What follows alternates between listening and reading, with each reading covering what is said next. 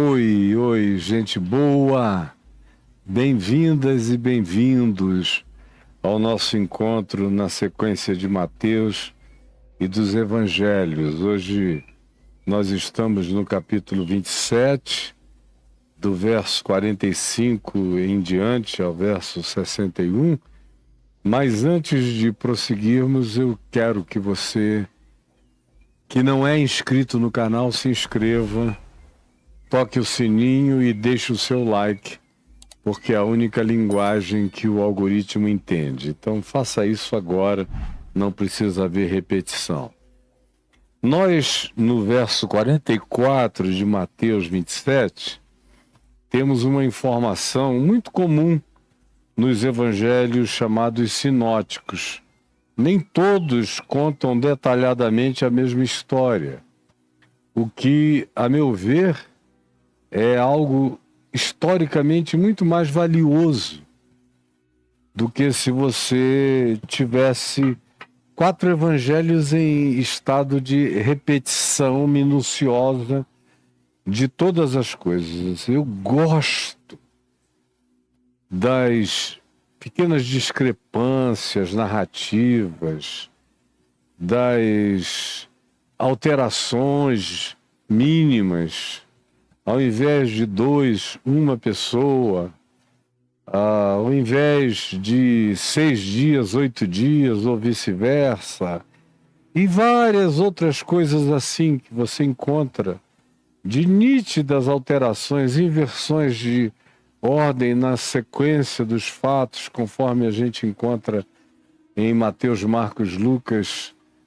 João nem tanto, porque não pretende ser uma sequência cronológica, narrativa, jornalística dos episódios relativos a Jesus, mas ele escolhe 7 milagres em torno dos quais ele afirma 7 consciências, atributos, afirmações e autorrevelações de Jesus sobre quem ele era, para quem quiser saber quem ele é. Mas Mateus, Marcos e Lucas é que tem esses problemas de discrepância. Um deles você encontra aqui no capítulo 27, verso 44, quando se diz o seguinte: e os mesmos impropérios lhe diziam também os ladrões que haviam sido crucificados com ele. Você veja que quem quer que tenha escrito o Evangelho de Mateus se colocou longe demais daquela cena. Lucas é que inicia o evangelho dele dizendo que fez uma acurada investigação dos fatos desde a sua origem, entrevistando uma quantidade enorme de testemunhas e de protagonistas de cada coisa. Só alguém que tenha entrevistado uma pessoa que estivesse bem próxima à cruz, saberia daquele diálogo dos 2 chamados malfeitores com Jesus. Um dizendo impropérios e blasfêmias e o outro fazendo aquela confissão linda que nós vimos no dia de ontem. Portanto, um é um e o outro é outro. Mas o texto aqui de Mateus diz que os mesmos impropérios lhe diziam também os ladrões que haviam sido crucificados, mostrando a grande necessidade que a gente tem de ler o Novo Testamento em conjunto com os demais evangelhos, porque trata-se de um texto humano que reproduz as inspirações divinas de Jesus, ou as ações divinas de Jesus, ou as interpretações divinas de Jesus, tanto quanto manifesta também as expressões mais cruentas da humanidade de Jesus, das dores, das agonias, das necessidades, das fomes, do desprezo sofrido, do repúdio, das tramas de morte e de como ele enquanto não tinha chegado a hora, se ocultava como queria, onde queria, e dizia: não é chegada a minha hora, mas quando chegar a minha hora, ninguém vai ter que me procurar. Eu vou me apresentar, porque a minha vida ninguém a tira de mim, pelo contrário, eu espontaneamente a dou, tenho autoridade para a entregar e também para reavê-la. Então, quando eu vejo uma aparência contradição como essa, eu me regozijo, porque esse é um dos maiores sinais da veracidade histórica.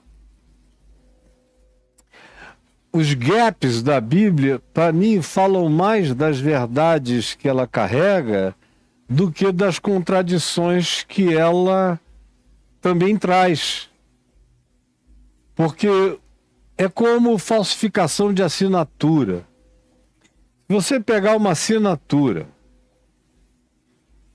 e ela for sempre exatamente igual, sempre. Aqui me escreveram isso aqui em algum evento onde eu estava, para eu não esquecer de pessoas em Joinville. Aí tem aqui nome de Lidinei, Flávio Henrique, Lourival. Agora, se houvesse 10 papéis desse me dizendo a mesma coisa e todos 10 fossem idênticos, eu saberia que um deles era o original, verdadeiro, e os outros eram cópias. Porque se cada um deles fosse um documento original, as letras não seriam iguais, nada teria a mesma proporção, nem coisa alguma.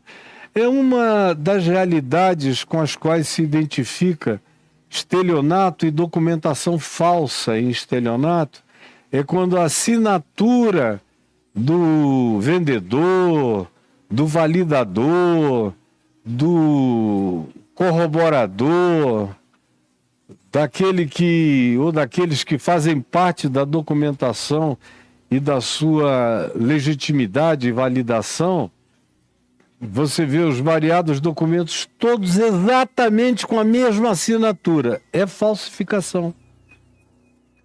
Porque eu, por exemplo, que passei a vida assinando milhões de documentos, de cheques, de cartas, de tudo, eram literalmente milhões na soma da minha vida, milhares, todos os meses, milhares. E tinha gente que sugeria que eu pusesse um carimbo dizendo: as pessoas não merecem isso, elas merecem que eu assine, mesmo que eu ficasse ouvindo pessoas e assinando, ouvindo histórias, respondendo problemas e assinando. Cada uma saía de um jeito, mas qualquer um que conhecesse a miniatura saberia que ela era originalmente minha, embora não fosse idêntica. E era minha justamente porque não era idêntica. Assim como esses evangelhos, Mateus, Marcos e Lucas, as diferenciações entre eles são as principais validações das narrativas que eles próprios carregam, mostrando a observação, a angulação, a perspectiva, a observação, ou a ênfase, ou o interesse daquele narrador, daquele jornalista, daquele contador de história, e que não fez nem questão de querer gerar uma assemelhação absoluta de nada. Ele contou conforme sua memória, sua lembrança, seus fatos, suas entrevistas, uns mais, outros menos. João nem se deu a esse trabalho. Já era até o mais idoso de todos eles. Ele simplesmente separou 7 elementos que para ele configuravam as ações de Jesus em aspectos variados da natureza e da vida, transformando água em vinho, curando o homem do tanque de Betesda, oferecendo água da vida naquela festa no capítulo 7 de João, ou falando de pecado, libertação e perdão na intervenção dele em relação à mulher adúltera de João no capítulo 8, falando da luz que ilumina a vida, quando ele cura um cego de nascença em João 9, falando da ressurreição e da vida, quando ele ressuscita Lázaro, podre, dentre os mortos depois de 4 dias. E você pode ir saindo acompanhando, são 7 grandes sinais e milagres que Jesus faz, e João aproveita aqueles milagres para trazer a mensagem vinculada àquilo que ele realizou. E como aquilo que ele realizou suscitou uma temática na mente das pessoas que, a partir do milagre, vieram abordá-lo, e ele conversou sobre a subjetividade daquilo que o milagre físico, visível ou constatável, apenas ilustrava. Porque o interesse dele era no conceito espiritual. Com milagres físicos ou não, o conceito espiritual era perene. Milagres vão e vêm, são passageiros. Mas a consciência daquela verdade e da sua aplicação tem durabilidade permanente. Assim fez João. Mateus, Marcos, Lucas contaram as suas histórias. Marcos mais resumido, João um pouco mais, Mateus um pouco mais expandido, e Lucas com algumas minúcias que só ele carrega, e algumas histórias de profunda humanidade de Jesus que aparecem em Lucas com uma veemência muito grande, o que é apenas elemento de corroboração. As genealogias não são iguais, uma quantidade enorme de milagres não são exatamente iguais, curas que Jesus fez não são descritas exatamente com o mesmo numeral, com a mesma quantidade de pessoas, e uma quantidade enorme de outros fatos que aconteceram.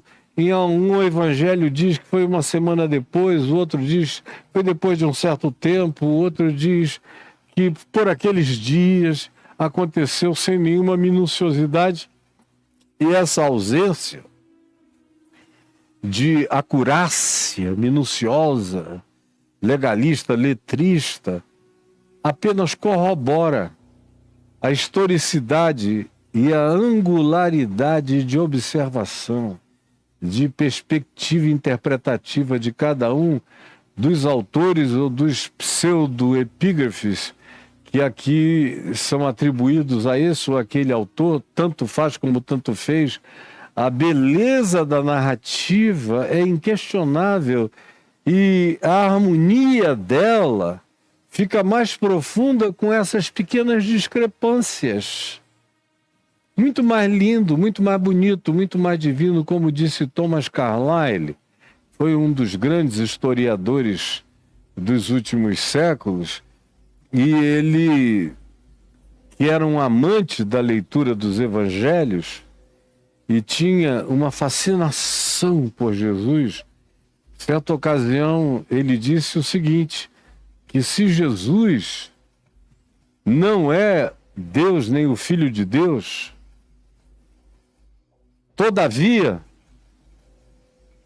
diante dos evangelhos que contam a história dele, nós não ficamos livres da divindade dele. Porque se ele não fosse Deus e quem ele próprio dizia ser, e os que com ele conviveram discerniram que ele era, Thomas Carlyle diz, todavia, mesmo que ele não fosse, a narrativa sobre ele é tão sublime, é tão divina, é tão extraordinária que a gente teria que adorar o autor do texto. Ou os autores do texto, porque não tem nada no resto da história humana que tenha esse encaixe de imperfeições sublimemente perfeitas e divinas na sua complementariedade, na sua humanidade e no carregar dessa divindade inspiradora. Pois bem, é isso que o fato do verso 44 dizer que os 2 ladrões estavam dizendo impropérios, quer dizer, na observação desse que aqui é Mateus, o pseudoepígrafe de Mateus, essa foi uma observação distante, algo que não ganhou a relevância de significado todo, que ganhou nas entrevistas de Lucas, que falou, não, isso aqui é extraordinário. Eventualmente é o episódio mais bonito desse presépio e dessa cenografia da crucificação, é o episódio que mais revela a cruz. É o diálogo de Jesus com os malfeitores. O mais é cenografia da crucificação, mas isso é um diálogo de vísceras.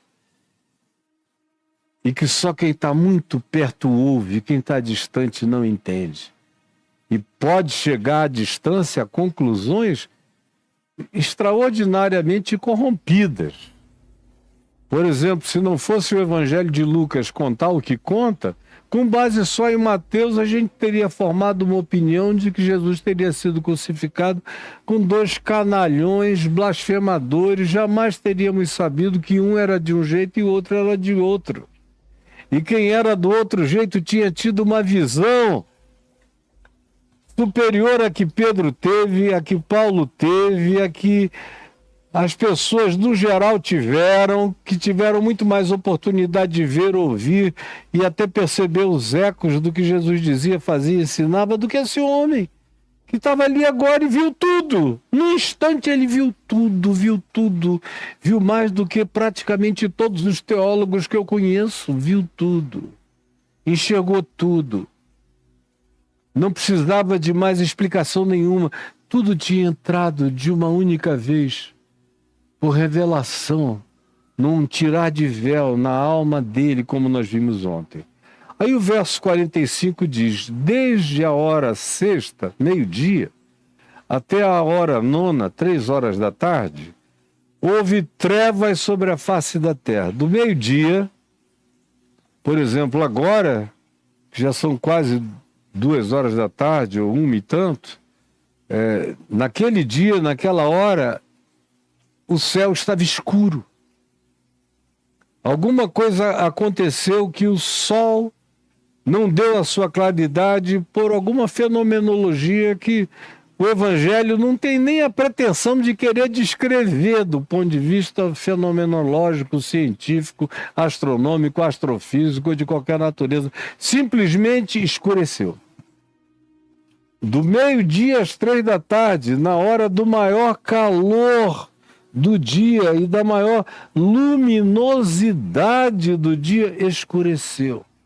De meio-dia às 3 da tarde. Por volta das 3 da tarde, clamou Jesus em alta voz, arrancando os últimos recursos pulmonares. E na crucificação você vai perdendo a força de se segurar.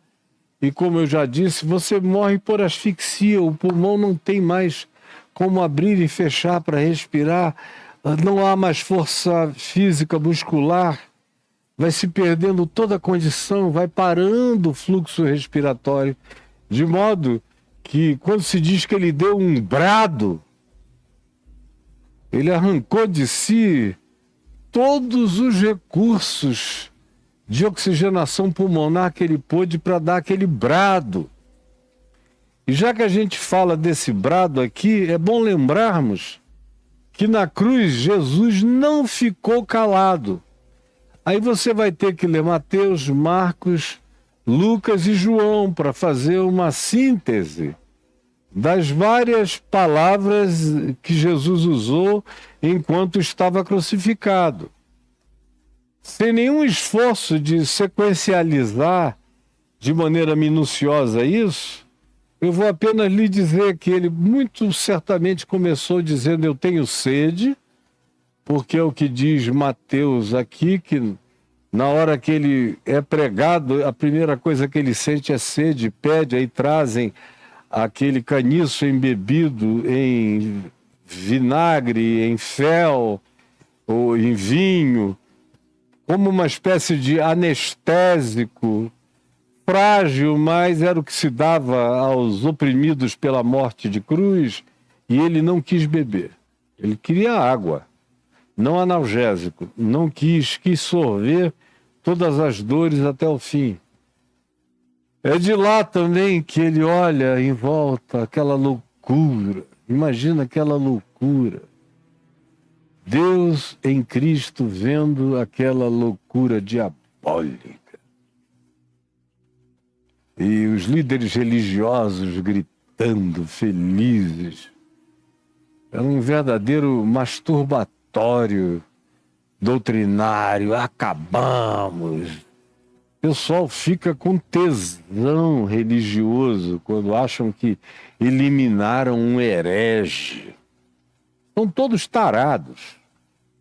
E está lá Jesus vendo essa tara humana. Enquanto também a dor das mulheres, a impotência silente e jovem de João ali ao lado, quieto, o centurião romano e os guardas romanos cumprindo o seu dever, os guardas do templo muito mais cínicos do que os romanos, enfim, aquele conjunto de pessoas e os transeuntes desse mesmo tipo que se reúne para ver linchamento, apedrejamento, que tosse, que grita, que celebra o espetáculo. É gente igualzinha a gente encontra por aí. Tem gente que não pode ver uma desgraça que chega para contemplar. São os grandes episódios da vida delas, é a miséria dos outros sendo assistida. Então Jesus olha e diz: Pai, perdoa-os. Eles não sabem o que fazem. Aí ele prossegue. E vem o diálogo com esses malfeitores, conforme vimos ontem. Que é mais do que uma frase, é um diálogo. Caracterizado pelo hoje mesmo estarás comigo no paraíso. Aí após isso o coração dele vai se tomando de angústia, angústia, angústia. As angústias do Getsêmani ficaram pequenas agora, pequenas, pequenas. Ele já tinha suado sangue, tinha pedido a Deus não para salvá-lo da cruz, mas dar a ele força para ser salvo, para viver a cruz até o final. Passa de mim esse cálice de morrer agora, ajuda-me a levar a minha missão até o fim. E Hebreus diz no capítulo 5, no que foi atendido, por causa da sua piedade. Deus meu, por que me desamparaste? Como diz o Salmo 22, numa angústia que, quando o Salmo 22 foi escrito, quase 1000 anos antes, ninguém podia entender o significado daquilo, de onde procedia algo, um grito daquela natureza, com aquela angústia que vibrava desde os interstícios mais profundos de qualquer que fosse a agonia possivelmente descrita, percebida ou mesmo só gritada, sem palavras e sem códigos. Eu estou em estado de inferno. Inferno é separação de Deus, é distância de Deus, é alienação de Deus, é a existência sem Deus, é não Deus na vida, é angústia sem Deus, é dor sem Deus, é asfixia sem Deus, é fraqueza sem Deus, é a angústia de todas as angústias concentradas no coração que se transformou no nervo de percepção de toda a humanidade passada, presente e futura, e de todo gemido de toda a criação e de toda a criatura e de toda a dimensão.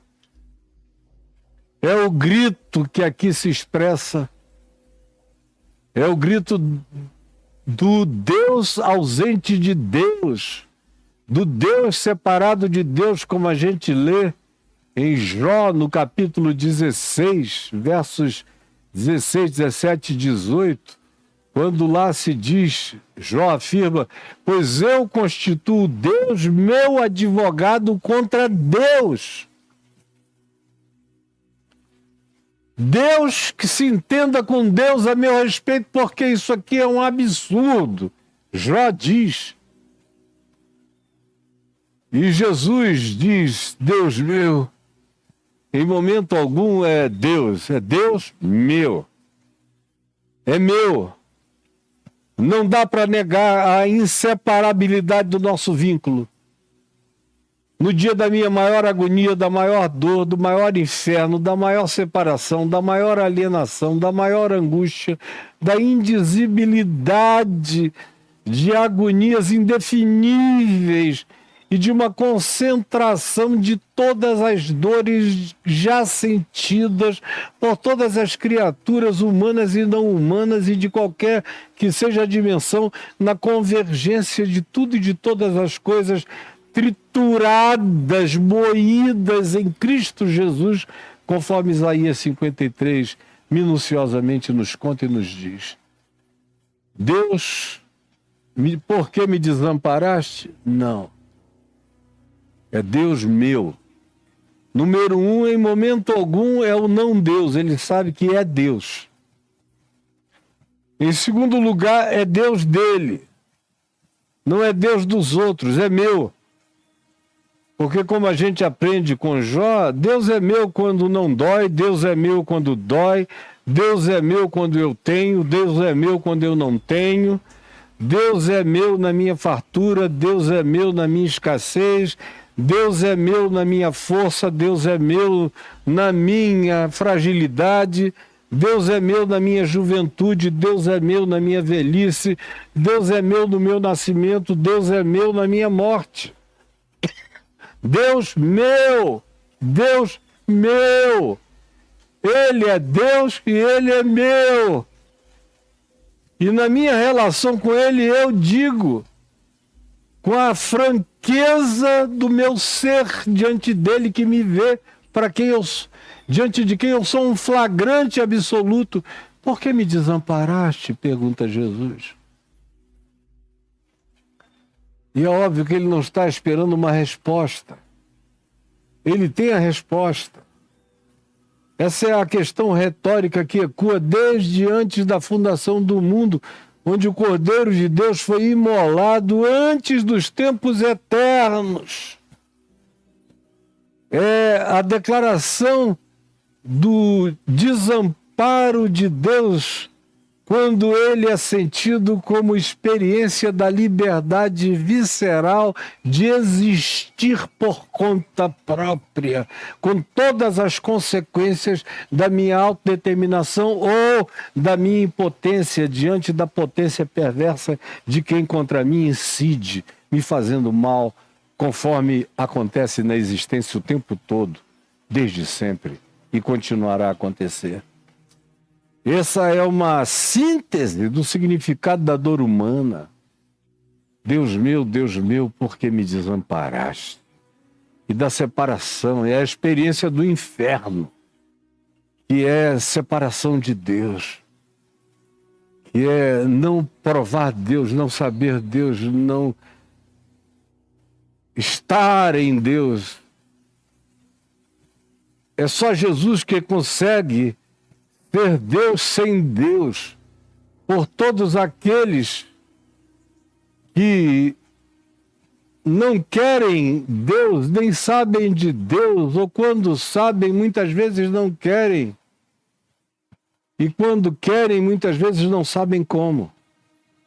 Aí vem ele por tudo e por todos, toma o lugar de tudo e de todos, de todas as agonias, de todas as vontades suicidas, de todo o desejo de morrer, de toda a incapacidade de morrer, quando a dor nos assola tanto e a morte não nos alivia, nos visitando para nos salvar da agonia do doer. Tudo que implica em dor, em sofrimento humano, em absurdo humano, está presente nessa cruz que diz: Deus meu, por que me desamparaste?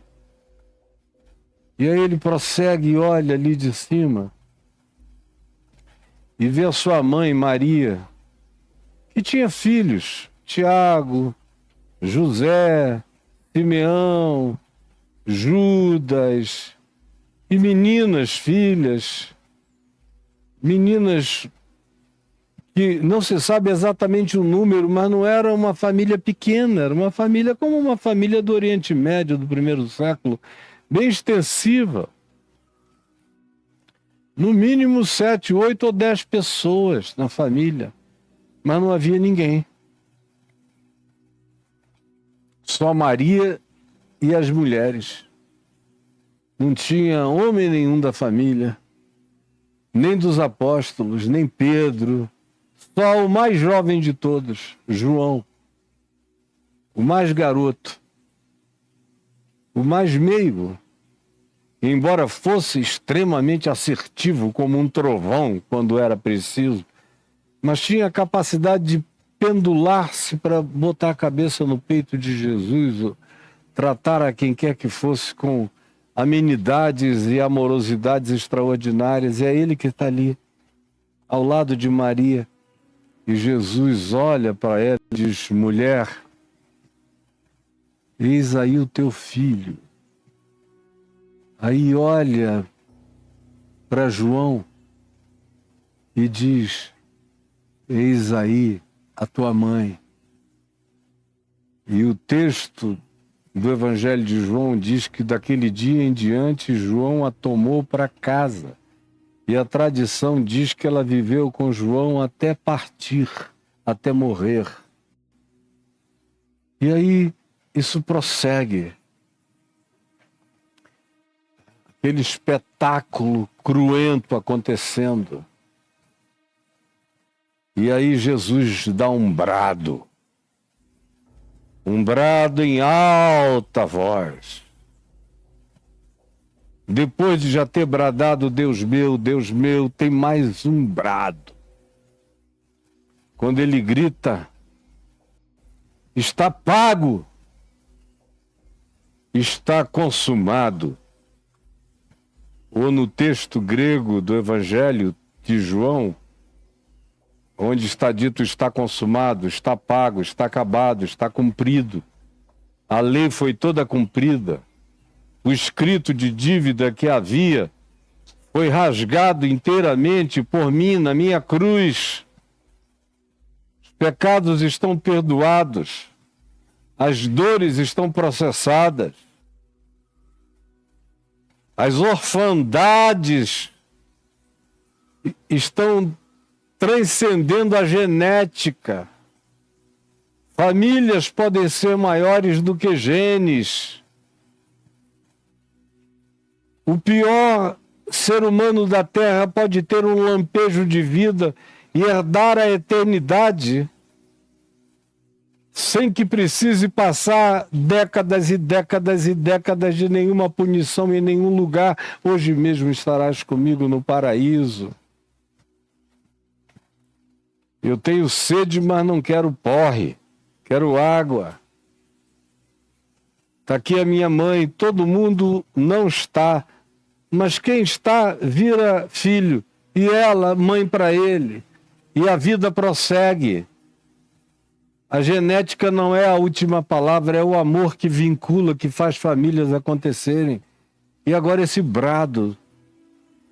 Tetelestai. No texto grego, Jesus falou em aramaico.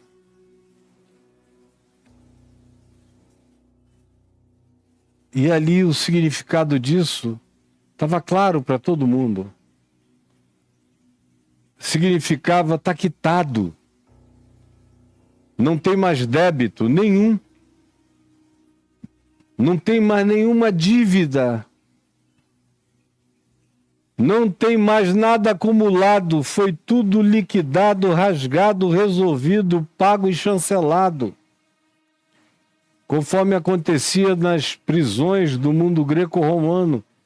Quando alguém era preso, se colocava à porta da cela a lista de todos os crimes pelos quais o indivíduo estava encarcerado. E quando ele cumpria o seu encarceramento, o oficial de justiça chancelava e botava transversalmente sobre as acusações o tetelestai, o consumado está, o já está pago, significando que por aqueles crimes ele nunca mais seria acusado. E no caso de Jesus, que é o Cordeiro de Deus que tira o pecado do mundo, o verbo é num presente contínuo, tirou, tira e tirará, está definido e decidido para sempre. Está consumado. Isso ecoa no inferno, nos céus, em todas as camadas dimensionais. E aí vem a última fala dele. Olhando para o alto, morrente, ele sussurra. Tinha que estar bem perto para ouvir. Pai, nas tuas mãos eu entrego o meu espírito, cumprindo outra vez uma profecia do Salmo 22. Nas tuas mãos eu entrego o meu espírito. É quando o centurião romano, vendo aquilo, e o que aconteceu, porque o que aconteceu de sinais sísmicos, sinais climáticos, sinais naturais e sinais sobrenaturais, foi uma coisa chocante que fez o centurião romano, deseducado de tudo, todavia, subitamente ter o véu da sua mente rasgado, e ele enxergou e viu, olhando para aquela cruz, e disse: verdadeiramente este era o Filho de Deus. Verdadeiramente este era o Filho de Deus. Tem uma poesiazinha cristã romana que é muito mais uma poesia, uma interpolação cristã aos fatos, mas que tem uma belezinha infantil que diz o seguinte, que na mesma ocasião em que Jesus, conforme o cálculo de cronologias e datações, no dia daquela sexta-feira de Páscoa em que ele estava morrendo, se diz que houve uma espécie de eclipse muito forte, visto em vários lugares, inclusive, obviamente, em Roma. E que lá em Roma um poeta teria dito: ou a natureza volta ao caos, ou o Senhor da criação padece. É bonito se tiver acontecido. Provavelmente não tem acontecido, mas entrou para a tradição com essa beleza porque é belo. Ou a natureza volta ao caos, ou o Senhor da criação padece. E o que estava acontecendo quando ele entrega o Espírito? Depois de ter dito: Deus meu, por que me desamparaste? Eli, Eli, lema sabachthani. Por que me desamparaste? Aí o verso 51 diz que, clamando Jesus outra vez em grande voz, entregou o Espírito. Foi quando ele disse: Pai, nas tuas mãos eu entrego o meu Espírito, depois de ter dito: está pago. E olha o que diz o verso 51.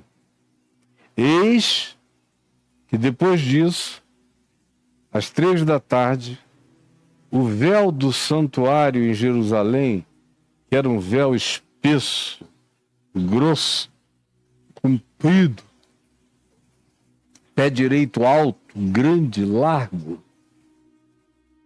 era algo para ser cortado com faca afiada, espada muito boa, porque ninguém chegava ali e rasgava aquilo. Não era rasgável. Estava lá, separando o Santo dos Santos do Santo Lugar. E no Santo dos Santos, só quem entrava era o sumo sacerdote uma vez por ano, no dia do Yom Kippur. E está aqui Jesus, o Cordeiro Pascal, se entregando como oferta pelo pecado. E quando ele rende o Espírito, nas tuas mãos eu entrego o meu Espírito, aí acontece essa grita fenomenológica de todos os lados. E assim se diz: eis que o véu do santuário se rasgou em duas partes, de alto a baixo, de Deus para o homem, de cima para baixo, dos céus para a terra. Essa é a dinâmica da relação de reconciliação.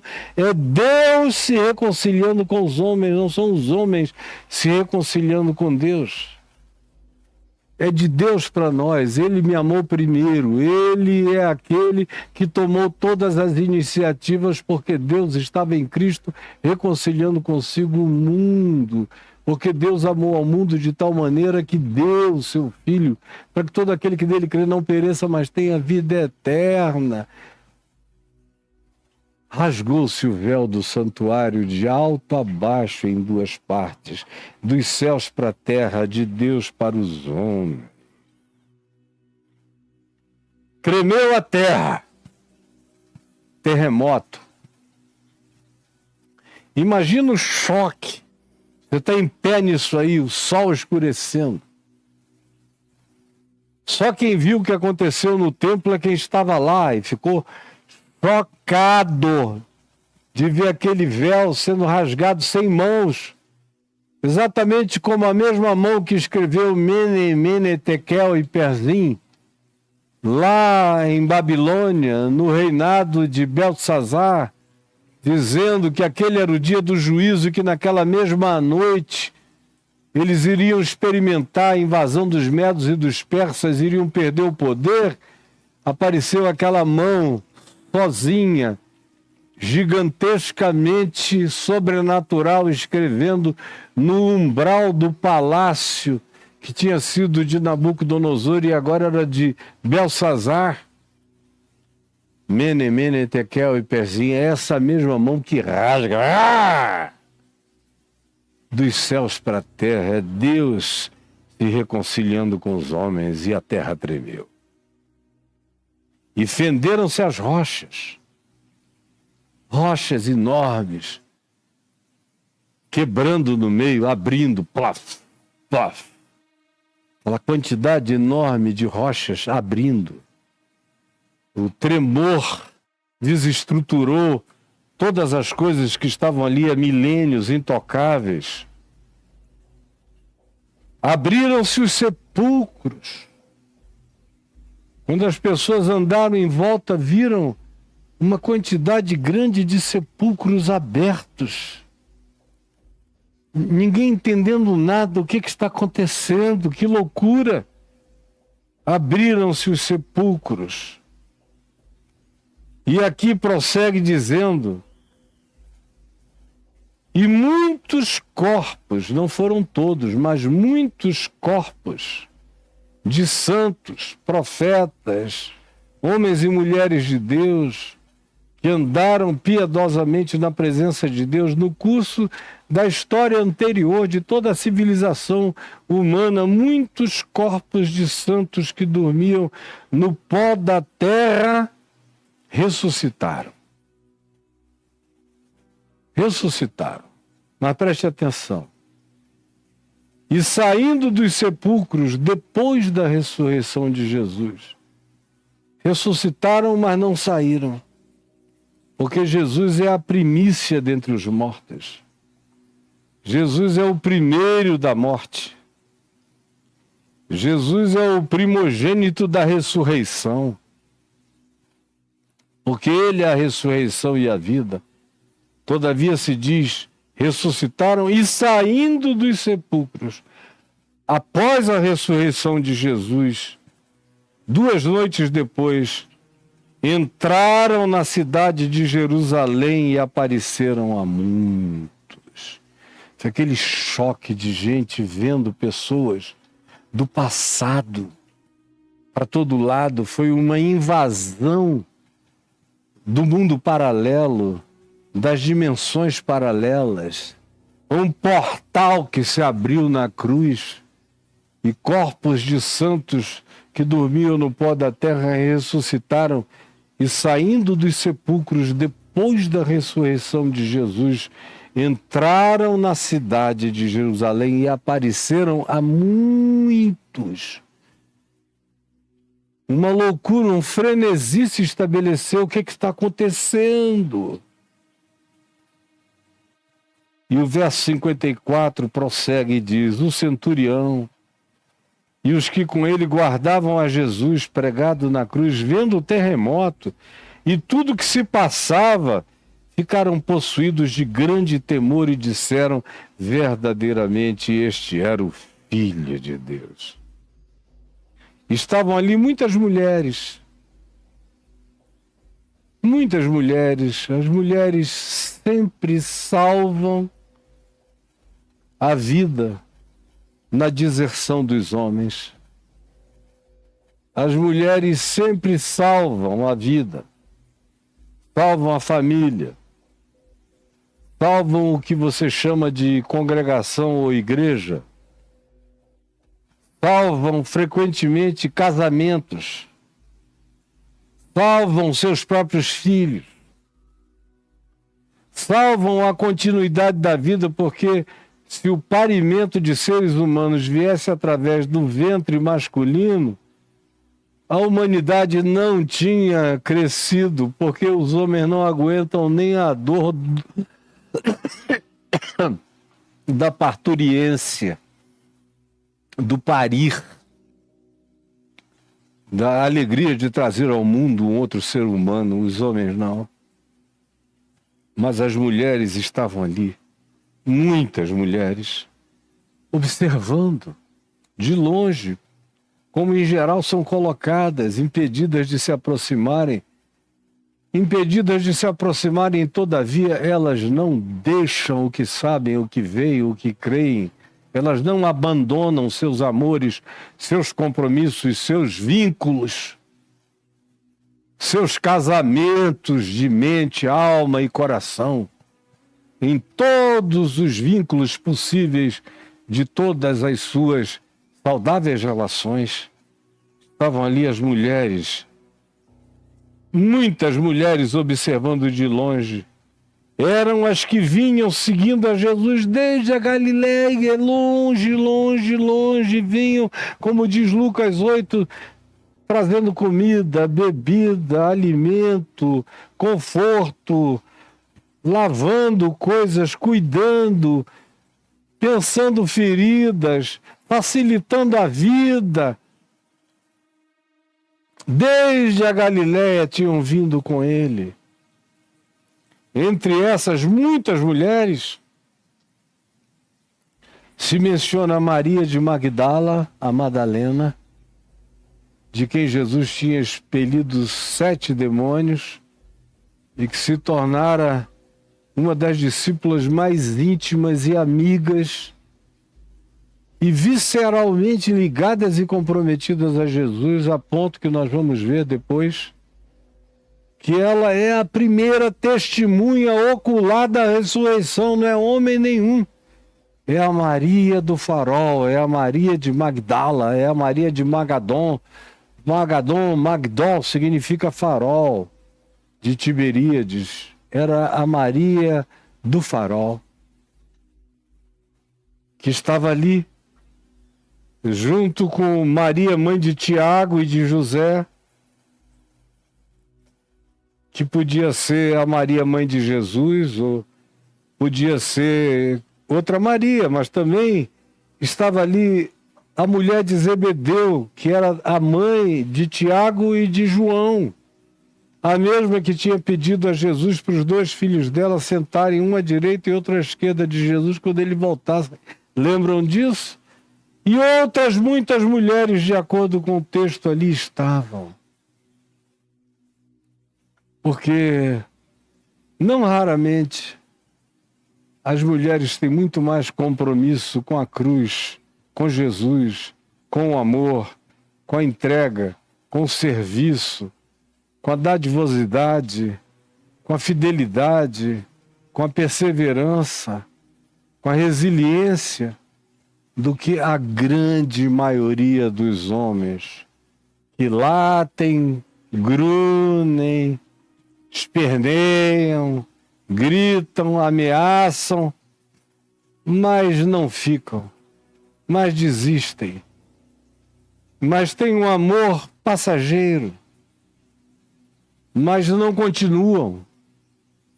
E frequentemente silenciam, fingem que não ouviram. Em todos os níveis da vida é assim. Eu confio muito mais, confiei a minha vida inteira muito mais na mulher do pastor do que no pastor. Sempre confiei mais na mulher de Pilatos do que em Pilatos. Sempre confiei mais em Marta e Maria do que na maioria dos discípulos. Sempre confiei mais em Maria Madalena, a outra Maria, Maria, mãe de Jesus, a mulher de Zebedeu, Salomé. As mulheres aqui manifestas são as que estão no sepulcro de manhã cedo, enquanto os homens ainda estão desaparecidos. Eu confio muito mais em mulher de político do que no político. Já houve ocasiões em que, conversando com a mulher de um político, eu disse para ela tudo o que eu pensava sobre o que o marido dela estava fazendo de equivocado, e depois eu vi o cara mudar de posição, e uns dias depois me procurou e disse: rapaz, a conversa que você teve com a minha mulher não me deu mais nenhuma paz, ela não me deixou sossegado, eu tive que mudar meu voto. Eu disse: graças a Deus. Eu confio infinitamente mais no compromisso das mulheres, sinceramente, e não é por causa de nenhum feminismo. Eu estou dizendo isso a minha vida inteira. Eu observo a constância das mulheres. E elas são as responsáveis pela humanidade ter chegado até aqui. Porque um homem que tivesse um filho não ia ter coragem de encarar o segundo. Elas encaram tantos quantos tenham sido necessários no curso da história humana e para a povoação e sobrevivência da nossa espécie. Senhor Jesus, eu te agradeço por essa narrativa tão humana, tão natural, tão sobrenatural, tão divina e tão humanamente visceral, tão cheia de revelação, especialmente aqueles que não tinham nenhuma preparação para isso e foram os que melhor viram, melhor enxergaram e que mais se comprometeram e que não dependeram de uma quantidade significativa de nenhum tipo de doutrinação. Pelos seus próprios olhos, eles concluíram e não tiveram medo de crer naquilo que seus corações entendiam e não podiam negar.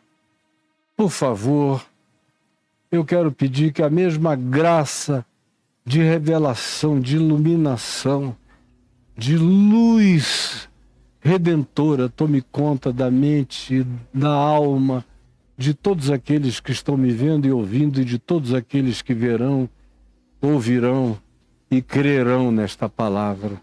É o que eu te imploro, em nome de Jesus. Amém, amém e amém. Que Deus nos abençoe, um beijo para todo mundo, e eu volto com você amanhã, nessa mesma hora.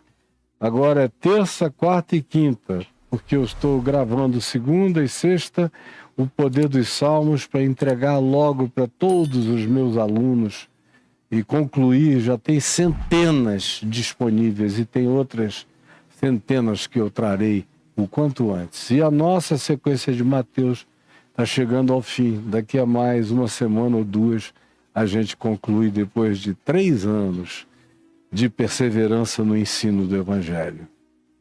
Que Deus abençoe você, o que eu desejo de todo o meu coração, em nome de Jesus. Amém, amém e amém.